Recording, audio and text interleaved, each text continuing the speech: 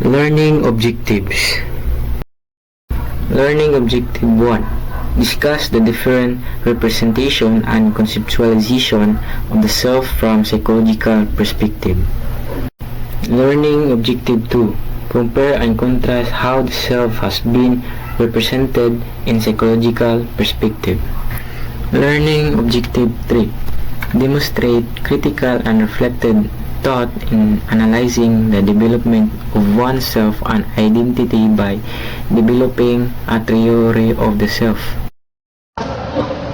This presentation aims to explain how the self is understood from different psychological perspectives, compare these views, and encourage critical reflection by developing a personal theory of self. The concept of self is one of the most important topics in psychology. But what exactly is the self in psychology? The self refers to an individual awareness of their own identity. It includes our thought, emotion, beliefs, value, and the social roles we occupy. The self shapes how we see the world and how we see ourselves within it. Different psychological perspectives explain the self in different ways. Some focus on unconscious processes and early childhood experiences. Others emphasize personal growth and self-actualization. Social perspectives highlight how identity is shaped through interaction within other and cultural expectation. Studying the self matters because it helps psychologists understand behavior, motivation, and emotional responses. It also explains how individuals develop self-esteem, form relation, and navigate social environment. By comparing these perspectives, we can critically reflect on what the self truly is and begin developing our own personal theory of identity. Influences how people think, feel, and behave in different situations, affecting confidence, motivation, and decision making. It is not fixed but can change over time as individuals gain new experiences and perspectives. A positive self-concept can lead to greater self-esteem and resilience, while a negative self-concept may create self-doubt and limit personal growth. The self is a complex concept encompassing an individual's identity, the understanding of oneself in relation to social, cultural, and personal context, to the mental process used to reflect, reason, and make sense of experiences, feelings, the emotional experiences that influence perception, behavior, and self-perception, and experience, the events and interactions that shape one's knowledge and understanding of the self. The self also involves self-awareness, the ability to recognize oneself as a separate and unique individual, the recognition of oneself as distinct self-esteem, the sense of personal worth, cognitive perspective. The self is a mental model, not a fixed identity.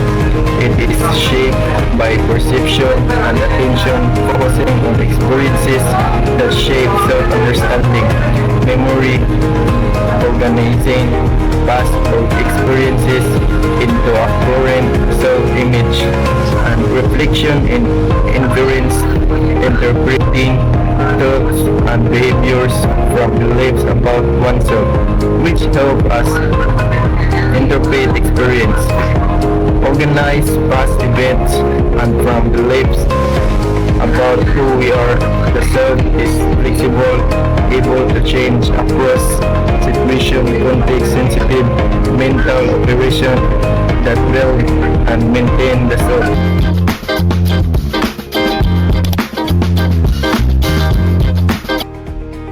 William James. So who is William James?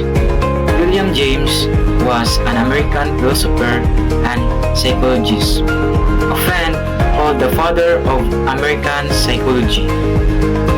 He was a key figure in functionalism, which focuses on how mental processes help individuals adapt to their environment. James was deeply interested in human consciousness, personal experience, and especially the concept of the self, making his work important in both philosophy and psychology. Material self is the part of you that relates to physical body, position, and tangible things that you own. It's about what you have and how you connect to your identity. Examples: your body, clothes, house, cars, gadgets, and personal belongings. Real life example: feeling proud of your new phone or feeling upset when someone damaged your favorite project. Social self is the part of you that interacts with other people. It's how you behave in social status, and it's the role played in a relationship, family, work, and society. Example: your role as a friend, sibling, student, employee, or community member. Real life example: acting differently with your parents compared to your friends, or feeling happy when you implement your teamwork skill at work. Spiritual self, the part of you that relates to your inner values, beliefs, and sense of purpose. It's not necessarily about religion. It's about what you have to feel connected, meaningful, and out of peace.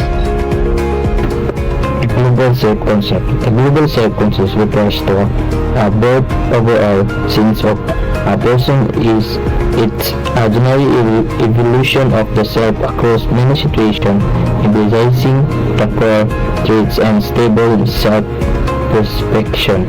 Rather than specific context, it's answers like who I am generally or I am a good person tends to be stable over time and constant across situations. For example, some may describe them globally as a friendly or intelligent, as students may think I am a capable person regardless of whether they test or failed one.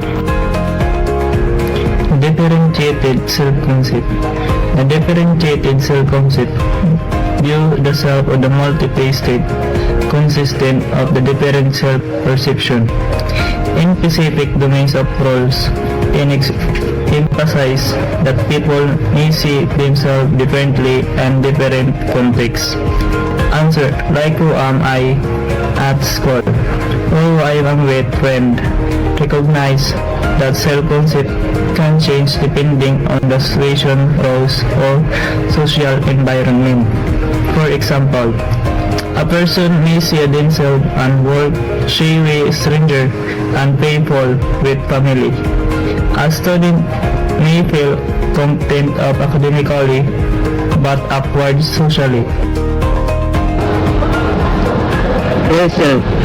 This refers to how a person actually perceives themselves in the present, includes or traits, abilities, behaviors, and feelings. Example: I am somewhat shy and introvert. Ideal self. This is a person which is or aspires to be represent goals, ambition, or standards one wants to achieve. Example: I want to be outgoing and competent in a social situation. Psychological perspective. This represents the self as different ways. The physical perspective views the self as based on genetics and brain processes enhancing stability. The psychodynamic perspective sees the self as shaped by early experience and unconscious processing, while the humanistic perspective focuses on consecutive self-experience and personal growth. Social cognitive perspective, enhancing that self is a form through social interaction, and learning, showing that both internal and external can influences shape the self. Self develops across the lifespan through the interaction of biological, social, and cognitive influence. In adulthood, that self becomes more stable but continues to change through self-reflection and personal growth, demonstrating the self is dynamic, not fixed. The self is a complex and dynamic part of who we are, shaped by our thoughts, experiences, relationships, and social interactions. Psychological perspectives help us understand this complexity in many ways.